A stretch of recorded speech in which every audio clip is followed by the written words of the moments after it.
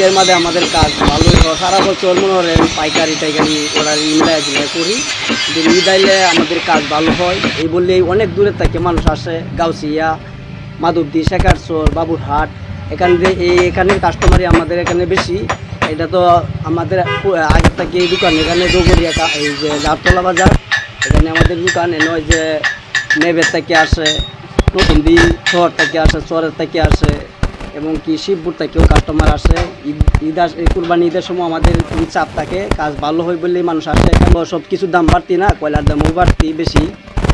এই ঈদের মাঝে আমরা জাস্ট মোটামুটি কাজ ইনকাম ভালোই করি। তো কুরবানির জন্য আমরা প্রতি বছর এখানে দাও, ছুরি, কোবা, সিঁড়ি নিয়ে আসি। এখানে কাজ ভালো, কর্ম ভালো, প্রতি বছর আসি। এই বছর অন্য বছরের সাথে পরিস্থিতি বেশি ভালো না। এই বছরের পরিস্থিতি আজকে একটু কামের তাপ বাড়ছে, এতদিন অল্প সময় বার করছি। ঈদ উপলক্ষে একটু কাজের তাপ বাড়ে। 40 বছরের ভিতরে কাজ করি আমার কাজের বয়স। এই আর কি আমার বাপের লোকের সাথে কাম করে এই পর্যন্ত আসছি। ঈদ আসলে আপনার ঈদের টিয়ারে ওই আপনার 20-50 হাজার বা 60-70 হাজার টাকা কাজকর্ম করুন যায়। মাঠের অলরাউন্ডার আমি, আর ঘরের অলরাউন্ডার টাইলক্স।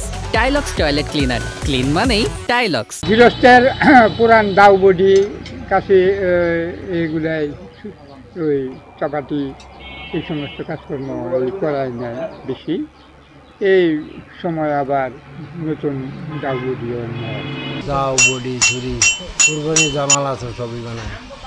লাভ টুকটাক চলে ফিরে দাম যায়, সব জিনিসের দাম তো বাড়তে নিজে বলেন না। যে লোয়ার আনছে 80 টাকা কেজি, ইডিশনে 180 টাকা কেজি।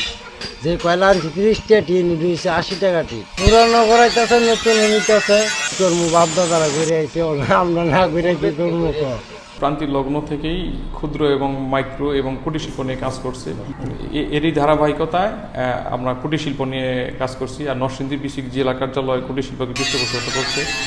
আপনি যদি কামার, কুটির, কামার বলেন, মৃৎশিল্প বলেন, এর মধ্যে কামারকে যেহেতু সামনে পবিত্র কুরবানি, কামার শিল্পের উপরে আমাদের একটা স্পেশাল অ্যাসাইনমেন্ট আছে, আমরা প্রোগ্রাম নিচ্ছি। এই সমস্ত শিল্পকে কীভাবে রক্ষা করা যায়, আমাদের ঋণ ফাংশন আছে, নিবন্ধন আছে, এবং আমাদের প্রত্যেক বছর উদ্যোক্তা উন্নয়ন প্রশিক্ষণ দিই। তাদেরকে আমরা এই উদ্যোক্তা প্রশিক্ষণ সর্বোচ্চ অগ্রাধিকার প্রদান করি, এবং এই শিল্পটা যাতে আধুনিকায়ন হয় এবং টিকে থাকে সেই ব্যাপারে আমাদের যথেষ্ট আমরা সচেষ্ট আছি। সরকারের পক্ষ থেকে আমাদের বিসি 50,000 টাকা থেকে 5 লক্ষ টাকা পর্যন্ত কিছু শর্ত সাপেক্ষে ঋণ প্রদান করে। তো এই ধরনের আমরা কিছু কামারকে আমরা ঋণ প্রদান করেছি, এবং আরও যদি কামার আসে আমরা উদ্যোক্তা ট্রেনিংয়ের মাধ্যমে তাদেরকে হয়তো পৃষ্ঠপোষকতা করব।